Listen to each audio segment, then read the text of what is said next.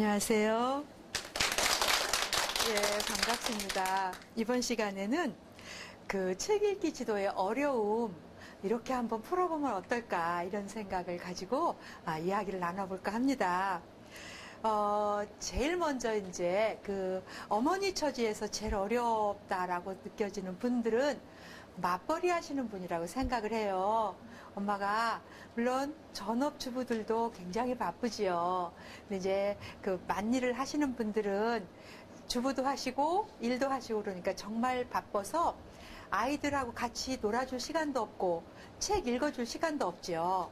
그럴 때마다 내가 이 일을 해야 될까 말아야 될까 이런 생각도 드시고요.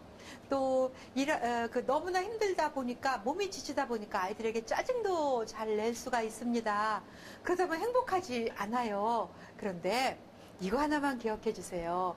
아이들하고 얼마나 오래 있어주는가, 그게 중요한 게 아니라 짧게 있어도 어떤 품질로 있어주는가, 이게 더 중요한 거예요.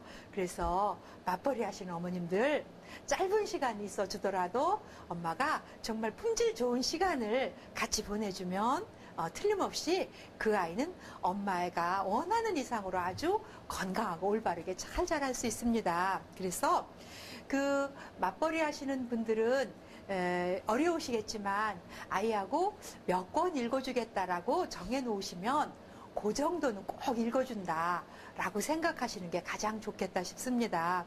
물론 더 많이 읽어줬으면 좋겠지만 또 내일 나가서 일도 해야 되고 그러니까 오늘 몇 권 읽어준다라는 것은 꼭 한번 해줬으면 좋겠습니다.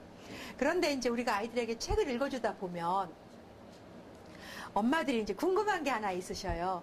읽은 책만 또 읽으려고 하는 거 있죠. 그죠? 애가 좋아하는 책만 읽어요. 읽고 또 읽고 읽고 또 읽고 그래요. 근데 여러분, 이거는 그 무엇 때문에 그러냐면 우리가 읽는 책을 텍스트라는 이름으로 받을 수 있겠죠. 그죠? 텍스트. 그래서 텍스트의 타자성이라고 그래요. 타자. 그러니까 내가 아닌 다른 사람을 타자라고 그러죠. 텍스트의 타자성이라고 하는 거예요. 그래서 텍스트는 늘 나에게 온전한 내가 될 수 없어. 항상 타자예요. 예를 들면 내가 20살 때 읽은 어린 왕자, 30살 때 읽은 어린 왕자, 40살에 읽은 어린 왕자가 각각 다르게 나한테 들어오는 거예요. 그 텍스트는 늘 나에게 타자이기 때문에 그래요. 아이들도 똑같은 거예요. 그래서 그 아이가 한 책 한 권 무엇인가를 막 좋아하면 그걸 기뻐할 일이지 슬퍼하실 일은 아니에요. 이해되십니까? 그럼 아이는 그걸 읽으라고 그러고 나는 다른 책을 읽어주면 돼요. 그쵸? 그 다음에 이제 두 번째, 무슨 책을 읽어야 될지 모르는 아이 있어요. 무슨 책을 읽어야 될지 모르는 아이. 그런 아이들은 일단 정기적으로 그 아이를 도서관에 데려가세요. 그럼 도서관에 데려가면 아이가 금방 책을 잘 읽을 거다? 아니에요. 그냥 책 구경이라도 실컷 하고 온다 라고 생각하면 돼요. 야, 오늘 책 구경 실컷 했다. 책 안 읽어도 괜찮아. 그렇게 한 다음에 두 번째는요, 책 무엇을 읽어야 될지 모르는 아이는 어린이 잡지를 선택해 보시는 것도 하나 방법이에요.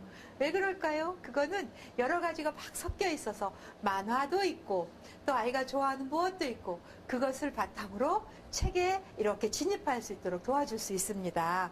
그 다음에 세 번째는요, 우리나라 엄마들이 제일 하기 싫어하시는 게 뭐냐면 우리 아이가 5학년인데 2학년 권장도서 읽어준다? 그러면 자존심 상해서 막 잠이 안 오시잖아요? 물론 자존심 상하죠. 근데 그렇게 생각할 일이 아니라 우리 아이가 책 읽는 것을 별로 안 좋아한다. 그러면 쉬운 책부터 읽어주는 것이 책을 좋아하는 아이로 만드는 비결이에요. 쉬운 책부터 읽어주어라.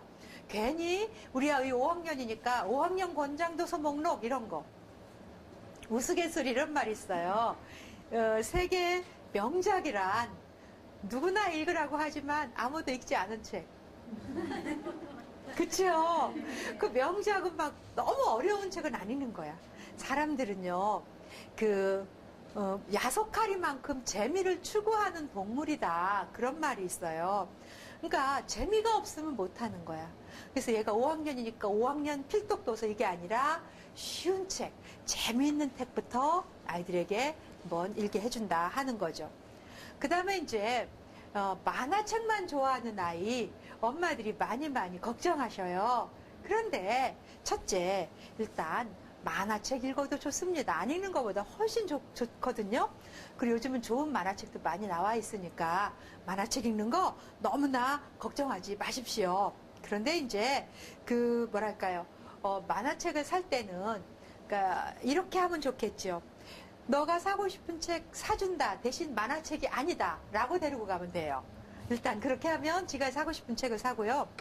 그 다음에 두 번째는 만화책을 읽고 난 다음에 자연스럽게 활자책으로 넘어가면 되는데, 요즘의 시대는 이미지의 시대예요. 왜 그러냐면 그 이제 이성 중심 또 과학 문명 중심 이럴 때를 우리가 모더니즘의 시대라고 그래요. 우리가 교육받을 때 그때는 이성 중심이기 때문에 활자를 많이 읽었어요. 근데 지금은 이성 중심보다는 이미지 감성 중심의 시대로 많이 변화가 되어 있어. 그래서 혹자는 이쪽을 포스트 모던 에이지라고 그래요. 포스트 모던의 시대다. 그러니까 이제 모던을 넘어선 시대라는 거죠. 그래서 지금은 활자보다는 이미지로 이게 주죠. 그래서 광고 한번 생각해 보세요.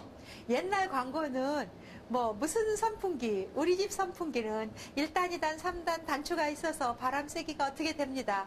전기세도 500원밖에 안 나. 이게 설명을 해줬거든요. 근데 오늘날은 설명하지 않고요. 이효리가 나와갖고 그냥 핸드폰 들고 이렇게 흔들고 들어가요.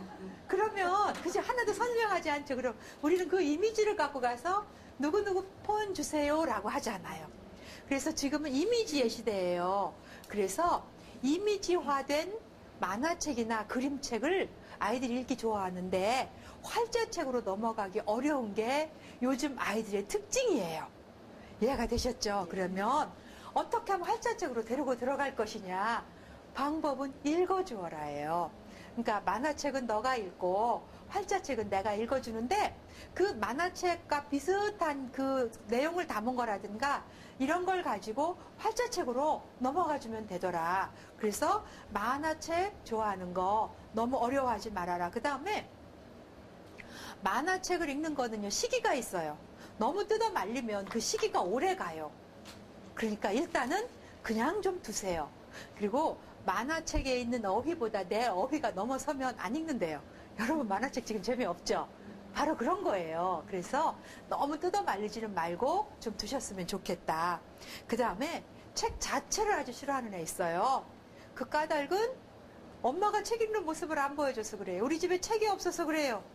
두 번째는 재미있는 책을 못 만나서 그래요. 그래서 정말 재미있는 책을 한번 아이들에게 꼭 읽어줬으면 좋겠다 하는 거죠. 이 아이가 고학년인데 책 읽기 싫어한다 그러면 놀기 과외 같은 책 한번 읽어와주면 참 좋겠네요. 그 다음에 책 자체를 싫어하는 아이 두 번째는 책 읽을 시간이 없어서 책을 싫어하게 되는 그렇게 된대요. 그 다음에 다섯 번째, 컴퓨터만 하려고 하는 아이 있죠. 그죠? 컴퓨터만 하려고 하는 것은 사실 아이들이 컴퓨터는 제어하기 가장 어려운 뭐라 그러나요? 어려운 게 컴퓨터래요. 그 참 아이들을 끄는 마력이 있는 것 같아요. 그래서 이렇게 해보는 게 좋은 거래요. 컴퓨터를 시간을 정해서 하도록 하고 또 하나 컴퓨터를 좀 유용하게 활용하는 거야. 지가 책을 읽고 난 것을 소개하거나 아니면 책 뭐 사진을 찍거나 이렇게 해서 요즘 블로그 같은 거 있잖아요. 자기 블로그를 하나 만들어서 그걸 꾸준히 한번 올리도록 그러면 컴퓨터도 활용하면서 책도 읽을 수 있는 그런 그 좋은 방법이 되겠더라 그런 거죠. 그 다음에 컴퓨터만 좋아하는 아이 있는데 그런 아이는 선생님 얘는 컴퓨터만 끼고 있어요 이렇게 걱정하는데요. 그 아이는 집안에서 컴퓨터 말고 재밌는 게 없기 때문에 그래요. 그럼 어떻게 해야 될까요? 데리고 나가야죠. 그리고 또 너무 책만 보는 애 있어요. 너무 책만 파는 것도 문제거든요. 여러분 책으로 모든 게 다 해결되는 건 아니에요. 그쵸? 책 읽어서 튼튼해지나요? 아니에요. 몸이 움직여야 돼. 또 사람과의 관계는 책만 갖고는 안 돼요. 그렇죠? 그래서 너무 컴퓨터만 하는 아이, 너무 책만 파는 아이, 그런 아이들은 어떻게 해줄까요? 데리고 아이들을 밖으로 나가자. 그래서 바깥에서 아이들하고 씩씩하게 뛰어놀게 하는 것.